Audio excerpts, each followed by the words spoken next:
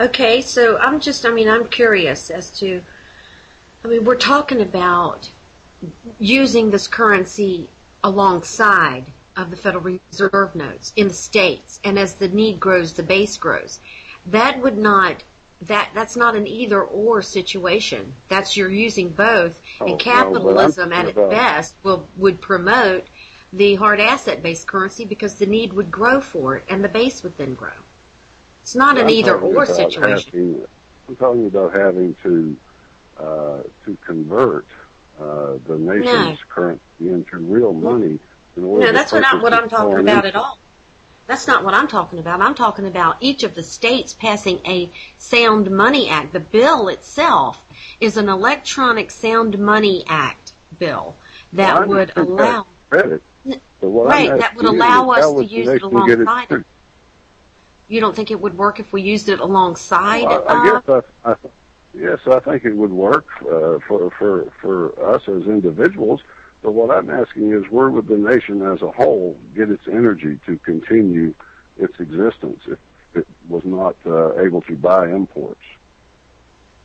So if the states are using, I'm just trying to clear this up, if the states are using a parallel currency, okay, and we get along, we should be able to transition, if the states don't all do this at one time, a little along, don't you think? We have our own energy and we have our own oil. We can dig for oil off the coast of Alaska. Of course, we should be self-sufficient. If we're not self-sufficient, then we are subservient to the global masters. Well, yes, if we went on a crash program of energy independence and devoted every resource that we had in the United States to it, and attacked it with all our might, as I tried to advocate when I was campaigning last year, we might be able to achieve that within about 10 years. Yeah, 10 years, and that's, it took us 100 years to ruin this country. Well, that's right. Almost. That's why I say that it would be short-term, but there would be some serious short-term consequences to what we're talking about. Those are right, not... But we need to do it. We have to recognize that. Yeah, it would be one thing if we weren't looking at serious short-term consequences either way we go. We don't know what's going to happen with the economy. Yeah. Right. That's exactly right. And it's this economy is going to solve the problem for us if something isn't done about it within the next few months. That's right, and Peter Schiff is out there talking about that. It's going to be a really interesting race if he does choose to run. If he does actually get into a debate with Dodd, of course, first he's got to get past the GOP, which is going to try to stop him with all their might. But to get Peter Schiff and Chris Dodd on the same page talking about economics is going to be just a slam dunk for the movement for people getting educated. Well, I've seen some poll numbers matching him against Dodd that would be undeniable if they're real numbers by the mainstream media. They would have to recognize him, and the more threatened Dodd feels, the more likely he would be to agree to the debate. If he's very confident and very much ahead in the polls, he probably wouldn't. But it's kind of up to the people to see that doesn't happen. That's right, and it's going to be really interesting because on one hand you have Chris Dodd getting special mortgage rates, special deals from the mortgage lenders, and of course he's out there being a mouthpiece. He's on record being a mouthpiece for Fannie Mae and Freddie Mac during their near collapse, and the only reason they're still alive is due to this bailout, and he's there just egging them on the whole time, telling the public that everything is fine, there's nothing to worry about. And here we are.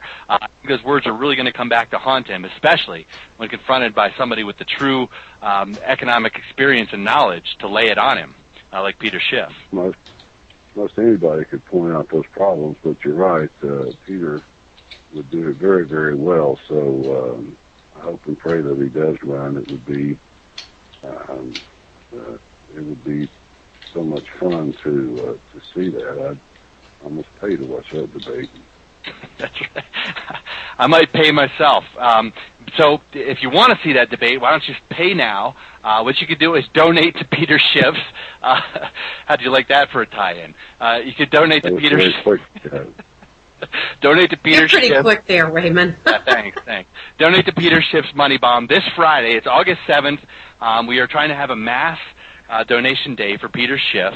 And what we're doing is we're taking pledges ahead of time to kind of get some excitement built. And you can see that pledge counter live. You'll see the number going up all the time. If you go to Schiffathon.com, you can see a version of that. It's got the Statue of Liberty on it, and it counts up and lets you know the current number of pledges. That's live data. So we encourage you to pledge there if you think you can contribute something on Friday. And then we encourage you, in fact, to go out and share that widget with as many people as you can. And you can even put the widget on your own website. So that's what we're doing here today, is just kind of trying to raise some awareness about Peter Schiff's potential run and things we're doing to build some excitement about that. So thanks for being with us here on Revolution Broadcasting. We're joined by Darrell Castle, the vice presidential nominee for president of the United States by the Constitution Party. Darrell, thanks again for joining us on this exciting day. Well, thank you, Ray. It's my pleasure, and as I said before, it is a pleasure to join you and speak in favor of somebody like Peter Schiff. Good. I think he really is getting a message out there that's really a growing feeling of the populace, and a messenger like this and this early on in the race is probably, if we can get him some attention, get him some media, I think we might, his race might affect other races as well. Just that message being heard over and over again, some sensibility being brought to the financial discussion, the economic discussion that's being had. We just might see some catch on with wildfire, and American people demanding some truth in conjunction with some of these bills that are moving forward in the House and the Senate to bring some transparency to the Federal Reserve and start asking some questions about what the heck is this private corporation doing, printing all our money, loaning it to the government at interest, who gave them that authority, why do they have it, what are they doing with that authority, who are they printing the money for, who's it going to? All these questions are kind of just unanswered by most people. Most people have no idea how to answer those questions, and that's what Peter Schiff wants to do. That's what some of these bills in the House and Senate are attempting to do, and I think that's a good thing. You asked Chris Dodd why the Federal Reserve is allowed to transfer U.S. taxpayer dollars to foreign banks with no accountability and no audit. I wonder what his answer would be. That'd be a really great question. And that's the same question that actually Orly Tate's brought up as well. We just had her on a little before you came on, Darrell. I don't know if you had the opportunity to hear that or not. No, I didn't. I've been in the meetings all morning, but I know Orly quite well. Speak to her from time to time.